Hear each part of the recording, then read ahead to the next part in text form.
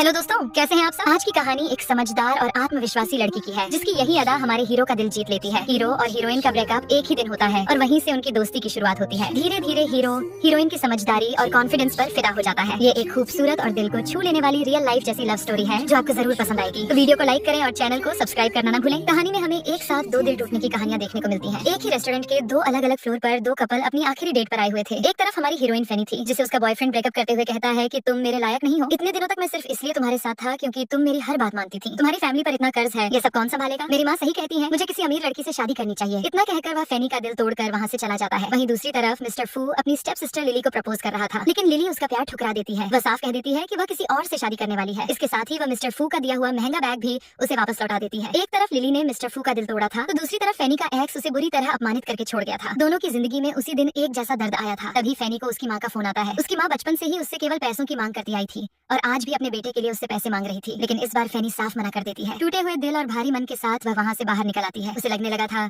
कि किसी अमीर लड़के से शादी करके अपनी जिंदगी बदलने का उसका सपना अब खत्म हो चुका है। वहीं दूसरी ओर मिस्टर फू भी गुस्से में वह बैग फेंक कर वहाँ से निकल रहा था। तभी उसकी नजर फैनी पर पड़ती है। एक नजर में ही वह समझ जाता है कि इस लड़की का दिल भी अभी अभी टूटा है। ये पहली नजर का आकर्षण था या फिर दो टूटे हुए दिलों का दर्द, ये तो कोई नहीं जानता। लेकिन मिस्टर फू सीधे फैनी के पास जाता है, उसे अपना कार्ड देता है और उससे बात करने का प्रस्ताव रखता है। शुरुआत में तो फैनी समझ ही नहीं पाती कि आखिर चल क्या रहा है, लेकिन मिस्टर फू उसे अपनी पूरी बात बताते हुए कहता है, मेरी स्टेप सिस्टर लिली की शादी होने वाली है। मैं उसे पसंद करता था लेकिन उसने मुझे ठुकराकर किसी और से शादी करने का फैसला कर लिया। मैं उसकी शादी में यह दिखाना चाहता हूँ कि उसे छोड़ने के बाद मेरी जिंदगी नहीं रुकी और अब मेरी भी एक गर्लफ्रेंड है। इसी वजह से मुझे तुम्हारी मदद चाहिए। फैनी भी बिना घुमाए फिराए सीधे मुद्दे पर बात करती है। दोनों अपनी डील और पेमेंट की शर्तों पर चर्चा करते हैं। फैनी साफ कहती है कि लिली की शादी के बाद वे दोनों पब्लिकली ब्रेकअप कर लेंगे, लेकिन लोगों को यही लगना चाहिए कि उसने मिस्टर फू को छोड़ा है, न कि मिस्टर फू ने उसे। जब मिस्टर फू इसकी वजह पूछता है तो फैनी कहती है, क्योंकि मैं एक लड़की हूँ, अगर लोगों को पता चला कि तुमने मुझे छोड़ दिया तो आगे मुझे डेट करने में काफी दिक्कत होगी, इसलिए सबको यही पता चलना चाहिए कि ब्रेकअप मैंने किया है। उसकी बात सुनकर मिस्टर फू मुस्कुरा देता है और कहता है, तुम तो बहुत सीधी और साफ बात करती हो। इस पर फैनी जवाब देती है, हम यहाँ काम की बात करने आए हैं तो एक दूसरे का समय बर्बाद करने का क्या फायदा। आखिरकार दोनों के बीच डील पक्की हो जाती है। लिली की शादी तक फैनी को मिस्टर फू की गर्लफ्रेंड बनकर एक्ट करना था। इसी दौरान मिस्टर फू उसे एक महंगा बैग गिफ्ट करता है और कहता है, तुम मेरी गर्लफ्रेंड हो, कम से कम लोगों को ऐसा लगना तो चाहिए। इसे रख लो, तुम इसकी हकदार हो। फैनी बैग रख लेती है, लेकिन मिस्टर फू खुद भी महसूस करने लगता है कि उसे फैनी के प्रति एक अलग तरह का आकर्षण होने लगा है। घटता है। कुछ दिनों बाद लिली की शादी का दिन आ जाता है। फैनी भी वहाँ पहुँचती है, लेकिन लिली की एक करीबी दोस्त शुरू से ही उसे पसंद नहीं करती थी। मौका मिलते ही वह फैनी का अपमान करना शुरू कर देती है। फैनी सब कुछ सहन कर रही थी क्योंकि वह शादी में कोई तमाशा नहीं चाहती थी, लेकिन वह लड़की हद ही पार कर देती है। पहले फैनी का बैग खराब कर देती है और फिर उसे थप्पड़ भी मार देती है। इसके बावजूद फैनी खुद को शांत रखती है क्योंकि वह मिस्टर फू को सबके सामने शर्मिंदा नहीं करना चाहती थी। वैसे भी वह सोच रही थी कि शादी के बाद दोनों अलग हो ही जाएंगे। तभी मिस्टर फू उसके समर्थन में आगे आ जाता है। वह सबके सामने ऐलान करता है, फैनी मेरी गर्लफ्रेंड है। मेरी गर्लफ्रेंड को परेशान करने की हिम्मत किसने की। इसके बाद वह फैनी से कहता है, तुम इसे जैसी सजा देना चाहो दे सकती हो। फैनी शांत स्वर में कहती है, इसने मेरा बैग खराब किया है, इसलिए इसका पूरा पैसा लौटाना होगा और सबके सामने मुझसे माफी भी मांगनी होगी। वह लड़की इसके लिए तैयार नहीं होती। तभी बीच में लिली को आना पड़ता है। उसकी दोस्त को पूरा भरोसा था कि अब लिली के आने के बाद मिस्टर फू उससे पैसे नहीं वसूल पाएगा, लेकिन मिस्टर फू का रवैया बिल्कुल नहीं बदलता। वह साफ कहता है, तुम्हारी दोस्त ने मेरी गर्लफ्रेंड का बैग खराब किया है, इसलिए नुकसान की भरपाई उसे करनी होगी और अगर उसके पास पैसे नहीं है तो तुम इसकी जिम्मेदारी लो क्योंकि वह तुम्हारी दोस्त है। मिस्टर फू का यह व्यवहार देखकर लिली भी हैरान रह जाती है। उसे उम्मीद नहीं थी कि वह फैनी का साथ इस तरह सबके सामने देगा। अक्सर कुछ लड़कियों को यह गलतफहमी होती है कि जो लड़का उनसे प्यार करता है वह कभी आगे नहीं बढ़ पाएगा। लिली भी बिल्कुल यही सोचती थी। उसे लगता था कि मिस्टर फू पूरी जिंदगी उसी का इंतजार करेगा, चाहे वह खुद किसी और के साथ अपनी शादीशुदा जिंदगी क्यों न जी रही हो। लेकिन इस बार मिस्टर फू ने उसे हकीकत दिखा दी। आखिरकार उस लड़की को फैनी से सबके सामने माफी मांगनी पड़ती है। हालांकि फैनी थप्पड़ का बदला नहीं लेती क्योंकि उसे लगता है कि बात जरूरत से ज्यादा बढ़ जाएगी। वैसे भी वह जानती थी कि वह मिस्टर फू की असली गर्लफ्रेंड नहीं है, इसलिए बेवजह तमाशा करने का कोई मतलब नहीं था। काम के बदले उसे पैसे तो मिलने ही वाले थे। इसके बाद फैनी वॉशरूम की तरफ चली जाती है। लिली भी उसके पीछे पीछे पहुंच जाती है ताकि यह पता लगा सके कि फैनी और मिस्टर फू सच में गर्लफ्रेंड बॉयफ्रेंड है या नहीं। तब फैनी मुस्कुराकर कहती है, लगता है तुम्हें अपने ही भाई पर भरोसा नहीं है। वह इतना अच्छा इंसान है, पता नहीं तुमसे प्यार कैसे कर बैठा। मुझे तो लगता है कि उसकी पसंद में ही कोई गड़बड़ी थी। सच कहूँ तो तुम उसके लायक ही नहीं हो। फैनी को पता नहीं था कि मिस्टर फू पास ही खड़ा उसकी सारी बातें सुन रहा था। ये सुनकर उसके चेहरे पर हल्की सी मुस्कान आ जाती है। फैनी लिली की तरफ से दिया गया चेक भी स्वीकार कर लेती है जो उसके खराब हुए बैग के मुआवजे के लिए था। इसके बाद वह वहाँ से चली जाती है। उधर लिली की दोस्त उससे पूछती है, तुमने फैनी को कोई सबक क्यों नहीं सिखाया? क्या मिस्टर फू सच में उसका बॉयफ्रेंड बन गया है? इन सवालों ने लिली के मन में भी शक पैदा कर दिया। कहीं न कहीं उसे यह बात खटक रही थी कि मिस्टर फू उससे प्यार करना कैसे बंद कर सकता है। सच्चाई जानने के लिए वह जाकर मिस्टर फू की माँ से उसकी शिकायत कर देती है। दूसरी तरफ फैनी मिस्टर फू को उसका बैग और पैसे लौटाते हुए कहती है, देखो आज के साथ हमारी डील पूरी हो गई। ये तुम्हारा बैग और तुम्हारे पैसे मैं तुम्हें वापस कर रही हूँ। लेकिन मिस्टर फू तुरंत कहता है, यह तुम्हारी फीस है, तुमने अपना काम पूरा किया है इसलिए इसे अपने पास रख सकती हो। फैनी तुरंत कहती है, नहीं, मुझे मेरी फीस मिल चुकी है, ऊपर से तुमने सबके सामने मेरा साथ दिया, मुझे सम्मान दिया और मेरी मदद की। मेरे लिए इससे बड़ी कोई चीज नहीं है, इसलिए आज के बाद हमारी यह डील खत्म होती है और उम्मीद करती हूँ कि हम दोबारा कभी न मिलें। लेकिन एक बात याद रखना, लोगों को यही पता चलना चाहिए कि मैंने तुम्हें छोड़ा है। मिस्टर फू की जिंदगी में पहली बार कोई ऐसी लड़की आई थी। उसने फैनी के बारे में बहुत कुछ सुना था कि वह सिर्फ अमीर लड़कों को डेट करती है, लेकिन असलियत में फैनी बिल्कुल अलग निकली। अब वह समझ नहीं पा रहा था कि उसके बारे में क्या सच है और क्या झूठ। उधर फैनी पास की एक दुकान पर केक खरीदने जाती है। आखिर आज उसका जन्मदिन था। वह केक पैक भी करवा लेती है, लेकिन तभी उसकी माँ का मैसेज आ जाता है। उसकी माँ फिर से उसके भाई के जुए के कर्ज को चुकाने के लिए पैसे मांग रही थी। मजबूरी ऐसी थी कि फैनी के पास केक खरीदने तक के पैसे नहीं बचते, इसलिए वह केक लेने से मना करके वहाँ से चली जाती है। ये सब मिस्टर फू दूर से देख रहा था। वह उसके पीछे जाकर पूछता है, तुमने केक क्यों नहीं लिया? फैनी तुरंत बहाना बना देती है, केक खाने से बेकार में वजन बढ़ता है, वैसे भी मुझे ज्यादा पसंद नहीं है। मिस्टर फू मुस्कुराकर कहता है, आज तुम्हारा जन्मदिन है ना? फैनी हमें सिर हिला देती है। तब वह कहता है, चलो मैं तुम्हें एक गिफ्ट देना चाहता हूँ, लेकिन फैनी साफ मना कर देती है। फिर भी मिस्टर फू जिद करता रहता है। आखिरकार फैनी कहती है, ठीक है, अगर कुछ देना ही चाहते हो तो मेरे साथ एक कपल डांस कर लो। ये कहकर वह उसे एक तरफ ले जाती है और दोनों साथ में डांस करने लगते हैं। उस पल फैनी को लग रहा था जैसे मिस्टर फू किसी खूबसूरत सपने की तरह है, जो सुबह होते ही सिंड्रेला की कहानी की तरह खत्म हो जाएगा। डांस के बाद वह उसे अलविदा कहकर वहाँ से चली जाती है, लेकिन मिस्टर फू अब भी उससे जुड़े रहना चाहता था। अगले दिन जब फैनी की सबसे अच्छी दोस्त को पता चलता है कि उसने पैसे और महंगा बैग दोनों ही वापस कर दिए, तो वह हैरान होकर कहती है, तुम सच में पागल हो, कम से कम इतने पैसे तो रख लेती। फैनी मुस्कुराकर जवाब देती है, नहीं यार, ये गलत होता। जितना मैं डिजर्व करती थी उतना मुझे मिल चुका है, और वैसे भी मैं मिस्टर फू का इस्तेमाल नहीं करना चाहती। वो सच में बहुत अच्छा इंसान है। जिस तरह उसने सबके सामने मेरा साथ दिया, उसके बाद मैं उसका फायदा नहीं उठा सकती। उसकी दोस्त अच्छी तरह जानती थी कि फैनी के बारे में फैली ज्यादातर बातें सिर्फ अफवाहें थीं। वह सिर्फ एक अच्छे जीवन साथी की तलाश में लोगों से मिलती थी, लेकिन उसे कभी सही इंसान नहीं मिला। वहीं दूसरी तरफ जब मिस्टर फू की माँ को फैनी के बारे में पता चलता है, तो वह इस रिश्ते को लेकर बेहद नाराज हो जाती है और मिस्टर फू को जमकर डांट लगाती है। फिर भी मिस्टर फू अपनी माँ से साफ कह देता है, मैं अपना फैसला नहीं बदलने वाला, मैं शादी उसी से करूंगा जिसे मैं पसंद करता हूँ, मैं कोई बिजनेस मैरिज नहीं करने वाला। यहीं से पता चलता है कि मिस्टर फू और उसकी माँ के रिश्ते पहले से ही ज्यादा अच्छे नहीं थे। उधर लिली भी उसे समझाने की कोशिश करती है कि फैनी उसके लायक नहीं है, लेकिन मिस्टर फू गुस्से में कहता है, जिस दिन तुमने मुझे छोड़कर अपने पति को चुन लिया था, उसी दिन तुमने मेरी निजी जिंदगी में बोलने का हक खो दिया था। तुम्हें फैनी को जज करने का भी कोई अधिकार नहीं है, और अगर वह गोल्ड डिगर है तो मेरे पास इतना गोल्ड है कि वह जितना चाहे डिग कर सकती है, इसलिए अपनी हद में रहो। यह कहकर वह फैनी का लौटाया हुआ बैग लेकर अपने कमरे में चला जाता है। वहाँ लगी तितलियों वाली दीवार उसे लिली की पुरानी यादें दिला रही थी, लेकिन लिली अब भी इसी गलतफहमी में थी कि मिस्टर फू कभी उसे भूल नहीं पाएगा। कुछ दिन बाद मिस्टर फू अपनी कंपनी के काम में व्यस्त था, तभी उसकी नजर फैनी पर पड़ती है, जो एक आदमी और एक छोटे बच्चे के साथ वहाँ से गुजर रही थी। वह बच्चा फैनी को मम्मी कहकर बुला रहा था। फैनी उस आदमी से कहती है, देखो मैं नहीं चाहती कि लोग मुझे इसकी असली माँ समझें, अपने बेटे को समझाओ कि मुझे मम्मी कहना बंद करे। इतना कहकर वह वहाँ से जाने लगती है। तभी वह आदमी कहता है, क्या मैं तुम्हारे लायक नहीं हूँ? तुम्हारा ब्रेकअप हो चुका है, कोई तुम्हारा बॉयफ्रेंड बनने को तैयार नहीं है, ऊपर से तुम गोल्ड डिगर के नाम से मशहूर हो, फिर भी तुम्हें मैं पसंद नहीं हूँ। तुम्हें अपनी उम्मीदें थोड़ी कम कर लेनी चाहिए। सिर्फ इसलिए कि तुम खूबसूरत हो और मैं अमीर हूँ, इसका मतलब ये नहीं कि तुम्हें कोई अमीर और हैंडसम सपनों का राजकुमार मिल जाएगा। फैनी गुस्से में वहाँ से जाने लगती है, लेकिन वह आदमी उसका हाथ पकड़ लेता है। तभी मिस्टर फू यह सब देख लेता है और तुरंत उसकी मदद के लिए पहुंच जाता है। मिस्टर फू को देखते ही वह आदमी घबरा जाता है और कहता है, सॉरी, मुझे नहीं पता था कि आप फैनी के साथ हैं, लेकिन इसकी शक्ल पर मत जाइए, ये बहुत चालाक लड़की है, सिर्फ पैसों के लिए लड़कों को डेट करती है। मिस्टर फू ठंडे स्वर में जवाब देता है, ये कैसी है, इसका फैसला मैं खुद कर लूंगा, मुझे तुमसे जानने की जरूरत नहीं है। इसके बाद वह फैनी को घर छोड़ने जाता है। रास्ते में फैनी उसका धन्यवाद करती है। दोनों काफी देर तक बातें करते हैं। तभी फैनी कहती है, बेहतर होगा कि तुम मुझसे थोड़ा दूर ही रहो, जैसा कि सब कहते हैं मैं तो एक गोल्ड डिगर हूँ और सिर्फ पैसों के लिए लोगों को डेट करती हूँ। मिस्टर फू उसकी आंखों में देखते हुए कहता है, अगर तुम कभी शादी करना चाहो तो मुझे भी एक मौका दे सकती हो। फैनी तुरंत पूछती है, बदले में तुम्हें मुझसे क्या चाहिए? मिस्टर फू जवाब देता है, कुछ भी नहीं। ये सुनकर फैनी हल्का सा मुस्कुराती है और कहती है, तब तो ये बहुत रिस्की है। मैंने हमेशा यही सीखा है कि हर रिश्ते में लेन देन होना चाहिए। अगर तुम मुझे पैसा, सुरक्षा और ताकत दे सकते हो तो मैं तुम्हारे बारे में सोच सकती हूँ, लेकिन अगर मैं तुम्हारे किसी काम की नहीं हूँ और तुम्हारी जिंदगी में कोई वैल्यू नहीं जोड़ सकती तो मैं ये रिश्ता स्वीकार नहीं कर सकती। सॉरी। ये कहकर वह घर के अंदर चली जाती है। मिस्टर फू उसकी बात का मतलब नहीं समझ पाता। उसे लगता है कि किसी लड़की को तो ये सुनकर खुश होना चाहिए कि सामने वाला उससे कुछ नहीं चाहता, लेकिन फैनी की सोच बिल्कुल अलग थी। अगले दिन फैनी के ऑफिस में उसके और एक सहकर्मी के बीच शर्त लग जाती है, जो भी मिस्टर फू का इंटरव्यू लेने में सफल होगा उससे प्रमोशन मिलेगा। फैनी हमेशा मेहनत से काम करती थी, लेकिन किसी बड़े बैकग्राउंड या पहचान के बिना उसे कभी सही पहचान नहीं मिली थी। गुस्से में वह भी शर्त स्वीकार कर लेती है, लेकिन बाद में उसे एहसास होता है कि वह कई बार मिस्टर फू से मिली, फिर भी उसका संपर्क नंबर तक नहीं लिया। अब इंटरव्यू हासिल करना आसान नहीं था। दूसरी लड़की के पास तो बड़े बड़े संपर्क थे जो उसकी मदद कर रहे थे। उधर मिस्टर फू ने जानबूझकर ऐसा माहौल बनाया था कि फैनी खुद उसके पास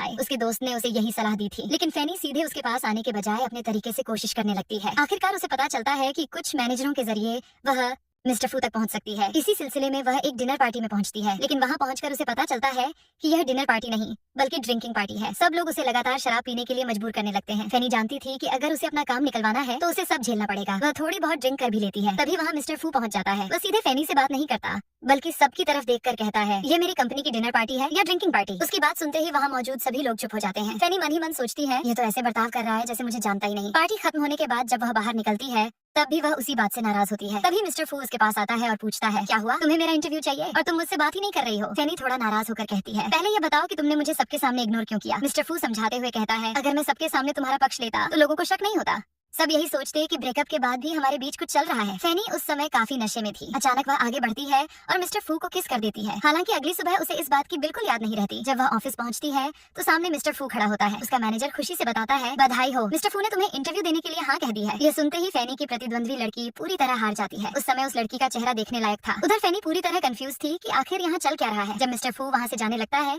तो फैनी उसके पीछे पीछे चली जाती है। वह उससे पूछती है, कल रात क्या हुआ था? मुझे कुछ भी याद नहीं है। मैंने कोई उल्टी सीधी बात तो नहीं कर दी थी ना? मिस्टर फू हल्की मुस्कान के साथ जवाब देता है, नहीं, ऐसा कुछ भी नहीं हुआ था। फैनी फिर पूछती है, तो फिर तुमने इंटरव्यू के लिए हाँ क्यों कह दिया? इस पर मिस्टर फू कहता है, क्योंकि मैंने तुम्हारा प्रपोजल पढ़ा था। क्यों? तुम्हें अपनी काबिलियत पर भरोसा नहीं है? उसकी बात सुनकर फैनी थोड़ा मुस्कुरा देती है। फिर दोनों एक दूसरे के नंबर शेयर करते हैं। मिस्टर फू कहता है, अगली बार कोई जरूरत हो तो सीधे मुझे संपर्क कर लेना। फैनी मन ही मन काफी खुश हो जाती है। इंटरव्यू के सवालों पर चर्चा करने के बहाने मिस्टर फू उसे मिलने के लिए बुलाता है। फैनी भी तैयार होकर वहाँ पहुँचने के लिए निकलती है। लेकिन जैसे ही वह मिलने वाली जगह पर पहुँचती है, उसकी माँ का फोन आ जाता है। पता चलता है कि जिन लोगों से उसके भाई ने उधार लिया था वे लोग घर पहुंच चुके हैं और वहाँ भारी हंगामा कर रहे हैं। मजबूरन फैनी को मिस्टर फू को छोड़कर घर जाना पड़ता है, जबकि मिस्टर फू उसका इंतजार करता रह जाता है। इसी दौरान उसका दोस्त वहाँ पहुँचता है। अपने दोस्त की पसंद के बारे में जानने के लिए उसने फैनी के बारे में जानकारी निकलवाई थी। वो बताता है कि फैनी ने पहले भी कई लड़कों को डेट किया है। कुछ ने उसे छोड़ा और कुछ को उसने खुद छोड़ दिया। लेकिन मिस्टर फू शांत स्वर में कहता है, मुझे इन बातों से कोई फर्क नहीं पड़ता। अगर सच में फैनी को सिर्फ मेरे पैसे चाहिए तब भी मैं उसे देने के लिए तैयार हूँ, बस वह मेरे साथ रहे। ये सुनकर उसका दोस्त समझ जाता है कि मिस्टर फू को फैनी से सचमुच प्यार हो चुका है। दूसरी तरफ फैनी जब घर पहुंचती है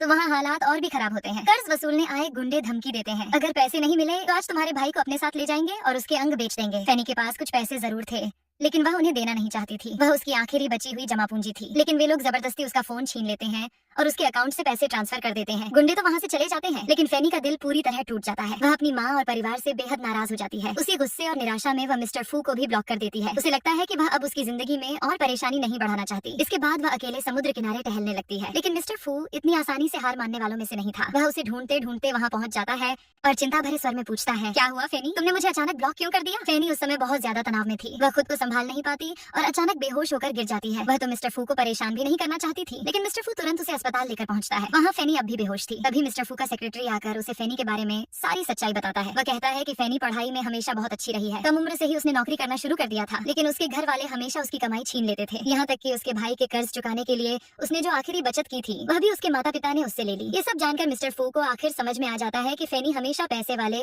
और ताकतवर लड़के को क्यों चुनना चाहती थी। उसे यह भी समझ आ जाता है कि फैनी ने क्यों कहा था कि अगर सामने वाला उससे कुछ नहीं चाहता तो वह उससे शादी नहीं करेगी, क्योंकि उसने पूरी जिंदगी रिश्तों को सिर्फ लेन देन की तरह ही देखा था। उसे ऐसे लोग ही मिले थे जो उससे कुछ न कुछ लेते रहे, इसलिए वह सच्चे प्यार का मतलब कभी समझ ही नहीं पाई। कुछ देर बाद जब फैनी को होश आता है तो मिस्टर फू उसे बताता है, तुम्हारे सारे पैसे वापस तुम्हारे अकाउंट में आ चुके हैं। मैंने तुम्हारे माता पिता को भी अच्छी तरह समझा दिया है। अब वे दोबारा तुम्हें परेशान नहीं करेंगे। इतना कहकर वह वहाँ से जाने लगता है। तभी फैनी की सबसे अच्छी दोस्त वहाँ पहुँचती है। दरअसल उसे अस्पताल बुलाने वाला भी मिस्टर फू ही था। फैनी की दोस्त मिस्टर फू से पूछती है, कहीं तुम उसे झूठी उम्मीद देकर छोड़ तो नहीं दोगे? इस पर मिस्टर फू बिना झिझक जवाब देता है, मैं उन लोगों में से नहीं हूँ जो बीच रास्ते छोड़कर चले जाएं। अगर मैंने फैनी को चुना है तो आखिरी तक उसका साथ दूंगा। ये कहकर वह वहाँ से चला जाता है। उसकी बात सुनकर फैनी की दोस्त काफी खुश हो जाती है। फिर वह फैनी के पास जाकर कहती है, ये लड़का तो तुम पर पूरी तरह फिदा हो चुका है। तुम्हें पता है उसने मुझे हेलीकॉप्टर से यहाँ बुलवाया है। मैं दूसरे शहर में थी, लेकिन उसे लगा कि इस समय तुम्हें भावनात्मक सहारे की जरूरत है। वह आगे कहती है, देख बहन, अगर तुम्हें भी वह पसंद है तो खुद को मत रोक। जिंदगी में ऐसे मौके बार बार नहीं आते। अगर वह सच में तुम्हारे लिए गंभीर है तो कम से कम उसे डेट करके देखो, तभी पता चलेगा कि तुम दोनों एक दूसरे के लिए सही हो या नहीं। फैनी उसकी बात सुनकर कहती है, ठीक है, मैं इस बारे में सोचूंगी। वहीं दूसरी तरफ लिली अपनी शादीशुदा जिंदगी में बिल्कुल खुश नहीं थी। वह माँ नहीं बन पा रही थी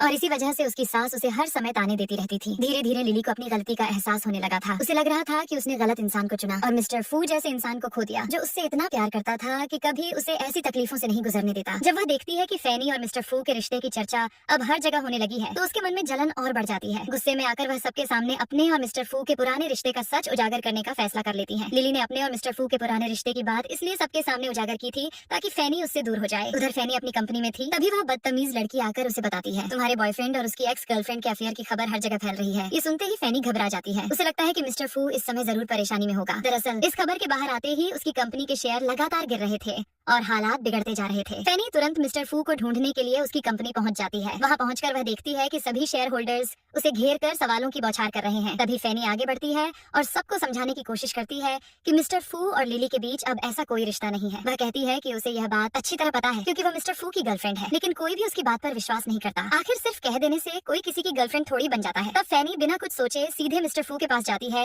और सबके सामने उसे किस कर देती है। ये देखकर शेयर होल्डर्स को यकीन हो जाता है कि दोनों सच में एक रिश्ते में हैं और जो अफवाहें फैल रही हैं, उनमें कोई सच्चाई नहीं है। कुछ देर बाद सभी लोग वहाँ से चले जाते हैं, लेकिन मिस्टर फू फैनी को जाने नहीं देता। फैनी उसे शांत करते हुए कहती है, अब सब लोग जा चुके हैं, हमें यह एक्टिंग जारी रखने की कोई जरूरत नहीं है। मिस्टर फू मुस्कुराकर पूछता है, तो तुम सिर्फ एक्टिंग कर रही थी? फैनी जवाब देती है, और नहीं तो क्या, तुम्हारे शेयर होल्डर्स तुम्हें परेशान कर रहे थे। एक बार तुमने मेरी मदद की थी, आज मैंने तुम्हारी मदद कर दी। लेकिन मिस्टर फू इस मौके को हाथ से नहीं जाने देना चाहता था। वह कहता है, क्यों ना हम सच में एक दूसरे को डेट करके देखें, अगर हमारे बीच सब ठीक रहा तो। फैनी कुछ पल सोचती है और फिर कहती है, ठीक है, मैं तुम्हें डेट करने के बारे में सोच सकती हूँ, लेकिन मेरी 3 शर्तें हैं। पहली, रिलेशनशिप में आने के बाद तुम मुझ पर बेवजह पैसे नहीं खर्च करोगे, क्योंकि अगर मुझे इन सब की आदत पड़ गई तो एक दिन तुम्हारे और तुम्हारे पैसों के बिना रहना मेरे लिए बहुत मुश्किल हो जाएगा। दूसरी, लोगों के सामने हम एक कपल की तरह व्यवहार कर सकते हैं, लेकिन अपनी निजी जिंदगी में मैं इस रिश्ते को लो प्रोफाइल रखना चाहती हूँ। और तीसरी, मेरे साथ इतना अच्छा व्यवहार मत करो, अगर मुझे सच में तुम्हारी आदत हो गई तो शायद मैं कभी तुम्हारे बिना नहीं रह पाऊंगी। मिस्टर फू उसकी बातें ध्यान से सुनता है और कहता है, पहली 2 शर्तें तो मैं मान सकता हूँ, लेकिन तीसरी शायद नहीं। मैं तुम्हारी परवाह करना चाहता हूँ, तुम्हारा ख्याल रखना चाहता हूँ और तुम्हारी रक्षा करना चाहता हूँ। अब तुम मुझे वही सब करने से रोक रही हो। फैनी हल्का सा मुस्कुरा देती है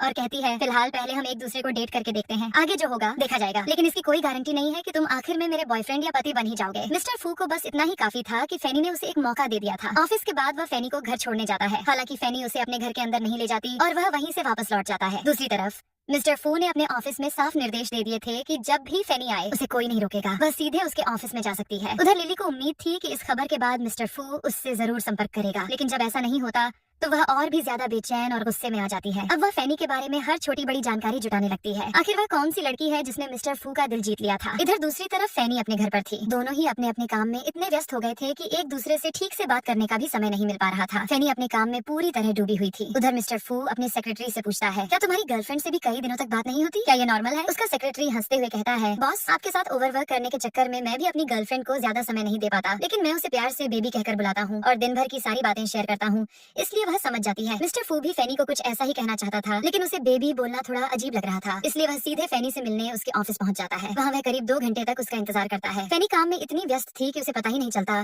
कि मिस्टर फू नीचे खड़ा है। जब वह ऑफिस से बाहर निकलती है और उसे देखती है तो खुश हो जाती है। तभी उसकी नजर एक पापाराजी पर पड़ती है जो दूर से उनकी तस्वीरें ले रहा था। फैनी तुरंत जाकर मिस्टर फू को गले लगा लेती है और कहती है, असल में पापाराजी हमारी तस्वीरें ले रहे हैं, इसलिए हमें उन्हें दिखाना होगा कि हम दोनों काफी क्लोज हैं। ये सुनकर मिस्टर फू मुस्कुरा देता है। वह आगे बढ़कर फैनी के माथे पर हल्का सा किस करता है और मजाक में कहता है, अगर क्लोजनेस दिखानी है तो थोड़ा और नेचुरल दिखाना चाहिए ना। वैसे तो पापाराजी वहाँ से जा चुका था, लेकिन मिस्टर फू फिर भी फैनी को जाने नहीं देता। वह ऐसा दिखाता है जैसे अभी अभी वहाँ पहुंचा हो, ताकि फैनी को यह पता न चले कि वह घंटों से उसका इंतजार कर रहा था। उधर उसका सेक्रेटरी मन ही मन सोच रहा था कि अपने बॉस के चक्कर में वह कहीं जिंदगी भर सिंगल ही न रह जाए। अगले दिन मिस्टर फू फैनी को अपने दोस्तों से मिलाने के लिए बुलाता है। ये सुनकर फैनी थोड़ी उत्साहित हो जाती है। उसकी दोस्त उसे एक खूबसूरत ड्रेस पहनाती है और कहती है, जाओ आज तो सबको इम्प्रेस कर देना। मिस्टर फू खुद उसे लेने आता है। शुरुआत में फैनी थोड़ी नर्वस थी, लेकिन मिस्टर फू उसे समझाता है, घबराओ मत, ये सिर्फ मेरे सबसे करीबी दोस्त हैं। पार्टी में पहुंचकर वह सबके सामने फैनी को अपनी गर्लफ्रेंड के रूप में इंट्रोड्यूस कराता है। वहाँ मौजूद सभी लोग बड़ी बड़ी कंपनियों के सीईओ थे। सब फैनी से बड़े सम्मान से मिलते हैं और अपने नंबर भी शेयर करते हैं। क्योंकि वह मिस्टर फू की गर्लफ्रेंड थी, इसलिए सभी उसे बराबरी का सम्मान दे रहे थे। तभी वहाँ लिली भी पहुंच जाती है। किसी को उम्मीद नहीं थी कि वह आएगी। माहौल थोड़ा असहज हो जाता है। मिस्टर फू धीरे से फैनी से पूछता है, तुम्हें कोई परेशानी तो नहीं है? फैनी शांत स्वर में कहती है, नहीं, आखिर वह तुम्हारी बहन है, मुझे क्या परेशानी होगी? ये बात सुनकर लिली को काफी बुरा लगता है। अब मिस्टर फू उसे अपनी बहन कहकर परिचय दे रहा था। कुछ देर बाद मौका मिलते ही लिली फैनी के पास पहुंच जाती है और कहती है, मुझे पता है तुम सिर्फ पैसों के लिए मिस्टर फू के साथ हो, तुम उसके लायक नहीं हो। संयोग से मिस्टर फू उनकी सारी बातें सुन लेता है। फैनी बिना घबराए जवाब देती है, हाँ,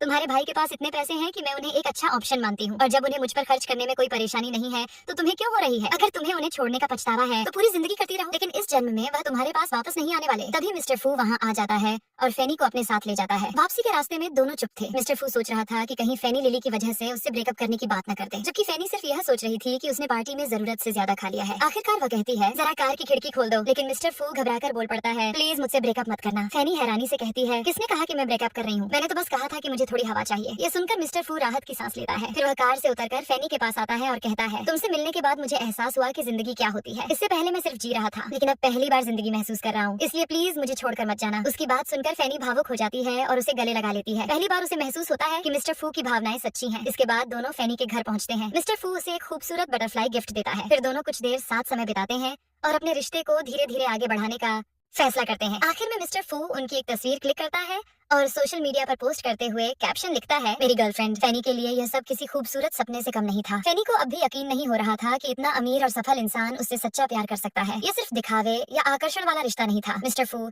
सच में उसे भावनात्मक रूप से जुड़ चुका था। उसकी सबसे अच्छी दोस्त फैनी को देखते ही समझ जाती है कि अब दोनों सचमुच रिश्ते में आ चुके हैं और वह उसके लिए बहुत खुश होती है। उधर मिस्टर फू जब घर पहुंचता है तो लिली उसका इंतजार कर रही होती है। वह उसे गले लगाकर कहती है, मुझे माफ कर दो, तुम्हें खोने के बाद मुझे एहसास हुआ कि मैं भी तुमसे प्यार करती थी। मुझे पछतावा है कि मैंने किसी और से शादी कर ली। लेकिन मिस्टर फू शांत स्वर में कहता है, अब इन बातों का कोई मतलब नहीं है। जिस दिन तुमने अपने पति को चुना था उसी दिन हमारा रिश्ता खत्म हो गया था। मैं अब फैनी के साथ खुश हूँ, इसलिए मेरी जिंदगी में दोबारा मत आओ। लिली हार मानने को तैयार नहीं थी। वह तितलियों वाली दीवार की तरफ इशारा करके कहती है, अगर ऐसा है तो तुमने अब तक यह सब क्यों संभाल कर रखा है? ये सब मेरी याद में ही तो है। मिस्टर फू तुरंत जवाब देता है, तुम आज तक किसी गलत फहमी में थी। इन तितलियों का तुमसे कोई संबंध नहीं है। यह कहकर वह दीवार से कई तितलियां निकाल कर फेंक देता है ताकि लिली को साफ समझ आ जाए कि उसके दिल में अब उसके लिए कोई जगह नहीं बची। गुस्से में लिली फैनी से बदला लेने का फैसला करती है। वह फैनी के भाई को जेल से बाहर निकलवाने का इंतजाम कर देती है ताकि वह फिर से उसकी जिंदगी में परेशानी खड़ी कर सके। अगले दिन फैनी बहुत खुश थी क्योंकि उसे प्रमोशन मिलने वाला था। लेकिन तभी उसका भाई ऑफिस पहुंचकर हंगामा शुरू कर देता है। वह सबके सामने पैसे मांगने लगता है और माहौल खराब कर देता है। फैनी जैसे तैसे स्थिति संभाल लेती है, लेकिन उसे पता था कि इसका असर उसके करियर पर जरूर पड़ेगा। बाद में वह अपने माता पिता से मिलने जाती है और उन्हें कानूनी कागजात देते हुए कहती है, आज से मेरा आप लोगों से कोई रिश्ता नहीं है। मैं हर महीने कुछ पैसे भेज दूंगी, लेकिन इसके अलावा अब हमारा कोई संबंध नहीं रहेगा। उसके माता पिता आखिरकार यह बात मान जाते हैं। जब फैनी बाहर निकलती है तब मिस्टर फू उसका हालचाल पूछने के लिए फोन करता है। फैनी उसे सब कुछ नहीं बताती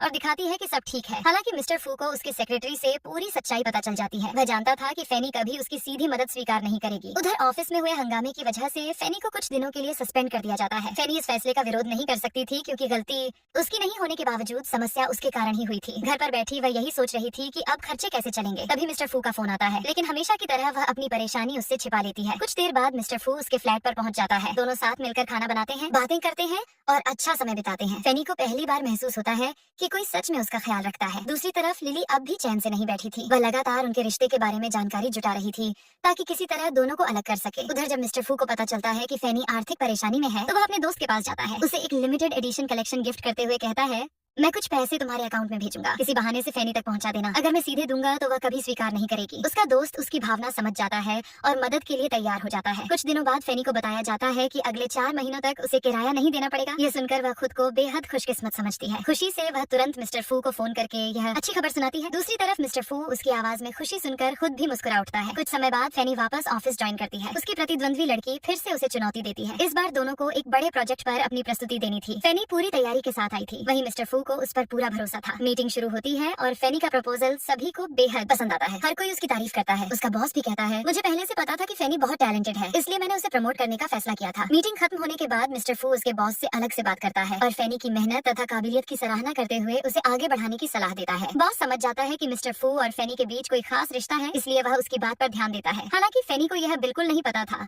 कि उसके पीछे मिस्टर फू ने उसकी मदद की है। जब उसके बॉस उसे एक और प्रमोशन की खुशखबरी देता है तो फैनी खुशी से झूम उठती है। सबसे पहले वह यही खबर मिस्टर फू को सुनाने के लिए उसे फोन करती है। फैनी खुशी खुशी मिस्टर फू को फोन करती है और बताती है, पता है कंपनी की तरफ से मुझे एक बड़ा सा घर भी मिला है। असल में ये सब कुछ कहीं न कहीं मिस्टर फू की वजह से ही हो रहा था। उसका दोस्त मुस्कुराते हुए कहता है, आखिरकार तुम्हें भी समझ आ गया कि प्यार किसे कहते हैं। मिस्टर फू हंसते हुए जवाब देता है, सच कहूँ तो मेरी जिंदगी में बस फैनी की ही कमी थी। उसके आने के बाद ऐसा लगता है जैसे मेरी जिंदगी पूरी हो गई हो। जब अगली बार दोनों मिलते हैं तब फैनी अपने नए घर में शिफ्ट हो चुकी थी। वह बेहद खुश थी। नया घर, प्रमोशन, गाड़ी और जिंदगी में लगातार आती खुशियाँ। उसे लगने लगा था कि मिस्टर फू के आने से उसकी दुनिया बदल गई है। लेकिन तभी लिली उसे मिलने के लिए बुलाती है। वह फैनी को भड़काते हुए कहती है, तुम्हें पता है मिस्टर फू ने तुम्हें बटरफ्लाई क्यों गिफ्ट की थी? क्योंकि वह तुम्हें मेरा सब्स्टिट्यूट समझता है। वह आज भी मुझे नहीं भूल पाया है। उसके कमरे में बटरफ्लाई से सजी पूरी दीवार है। बचपन में वह मुझे बटरफ्लाई कहकर बुलाया करता था। उसने तुम्हें सिर्फ मुझसे बदला लेने के लिए अपनी गर्लफ्रेंड बनाया है। शुरुआत में फैनी खुद को शांत रखने की कोशिश करती है, लेकिन आखिर में वह जवाब देती है, तुम्हारी नजर में तो मैं एक गोल्ड डिगर हूँ ना, और ये बात मिस्टर फू भी जानते हैं, तो फिर मैं इतना अच्छा लड़का अपने हाथ से क्यों जाने दूं, खासकर उसकी एक्स गर्लफ्रेंड की बातों पर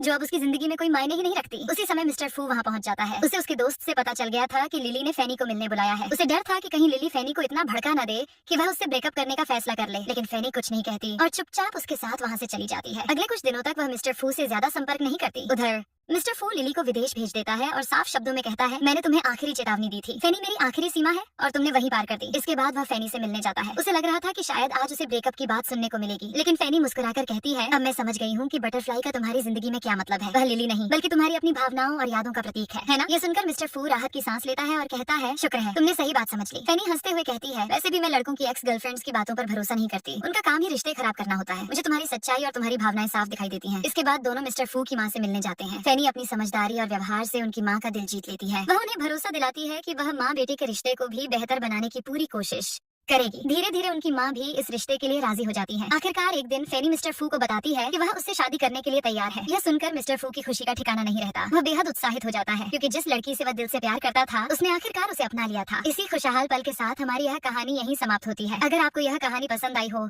तो वीडियो को लाइक और शेयर करना मत भूलिए। चैनल को सब्सक्राइब जरूर कर लीजिए ताकि आने वाली नई कहानियों का नोटिफिकेशन आपसे मिस न हो।